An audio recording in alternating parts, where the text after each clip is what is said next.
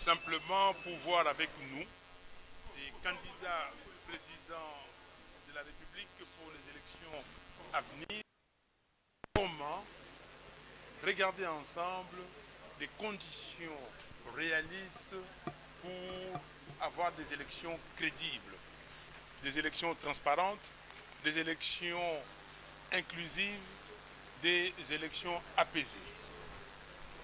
Nous avons discuté avec lui, nous avons passé en revue tous les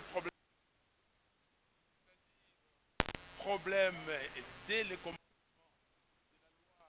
portant organisation et fonctionnement de la CENI, la composition de la CENI, le problème de la loi électorale, des faiblesses de cette loi, des points de désaccord qui se trouvent dans cette loi, le problème de l'inclusivité des candidats qui sont embêtés aujourd'hui. Ils n'ont pas la possibilité de s'émouvoir correctement. Ils sont convoqués à tout moment. Nous avons parlé de problèmes surtout de la confection du fichier électoral. Ce fichier, d'après nous, a été confectionné dans des conditions opaques. Vous savez tout ce qui s'est passé, les machines défaillantes, le personnel non qualifié, et puis il y a eu des cas d'accident où on a vu le matériel de la CNI, des kits électoraux à Kasumbalesa et à Chikapa. Et nous voulons voir et pour savoir qu'est-ce que nous faisons aujourd'hui. Vous avez un fichier et ces fichiers, nous les contestons. Ces fichiers n'ont pas été audités par un organisme indépendant, qualifié, réputé, avec nos auditeurs à nous, nos observateurs, pour attester que les fichiers est réellement... Vous avez vu, nous avons passé plus de 4 heures pour discuter de ces questions. Donc c'était sérieux. Le président de la CENI maintient que ce fichier est fiable d'après lui. Il dit que ce fichier a été audité et que son audit à lui a fait une recommandation qu'il va appliquer, implémenter. C'est quoi cette recommandation? C'est afficher les noms des électeurs tels que recensés. Nous avons dit, nous sommes d'accord que vous affichez les noms des électeurs, mais ce n'est pas suffisant. Il faut aller au-delà. Il faut l'audit externe par un cabinet réputé, indépendant de ces fichiers électoraux.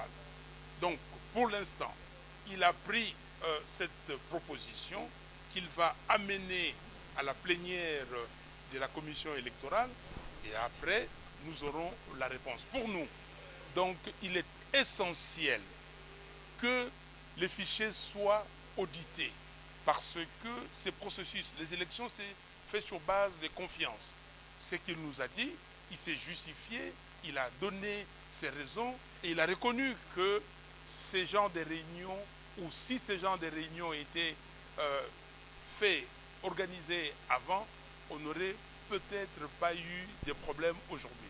Mais nous sommes là où nous sommes, il faut éclairer les Congolaises et les Congolais, éclairer l'opinion internationale aussi sur la crédibilité de ces processus. Donc, ce qu'il faut comprendre, nous avons suggéré au président de la CENI que nous puissions tous avancer. Vous affichez la liste, les opérations continuent, mais l'audit aussi s'est fait. Si l'audit vient nous révéler que les fichiers étaient corrects, que les fichiers a des faiblesses de 2-3% qu'on peut surmonter, nous sommes d'accord.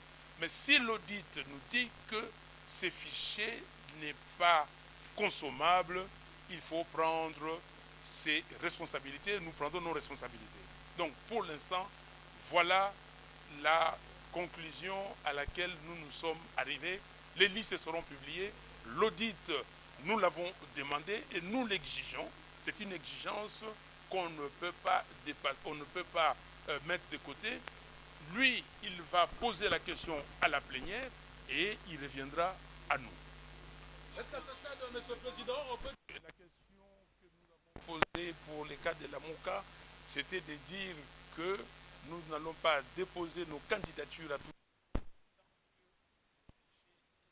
Ce ne sera pas un fichier fiable.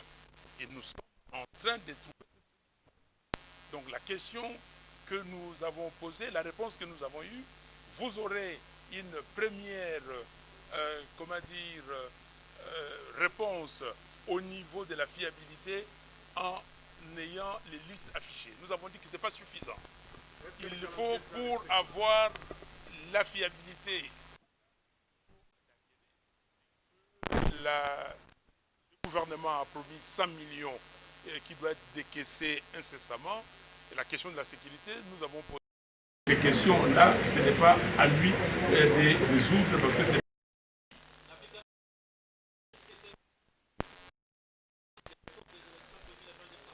Non, c'est comme ça que nous avons dit ceci.